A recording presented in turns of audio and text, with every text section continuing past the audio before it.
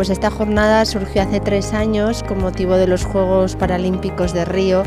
La verdad es que fue una jornada súper positiva y muy motivante para los dos colectivos y decidimos repetirla el año pasado, pero ya con ese aliciente de que los deportistas FER compartieran sus disciplinas y que los usuarios de la Fundación Rocha Alfonso pudieran tener una jornada de práctica deportiva y se familiarizaran con los distintos deportes.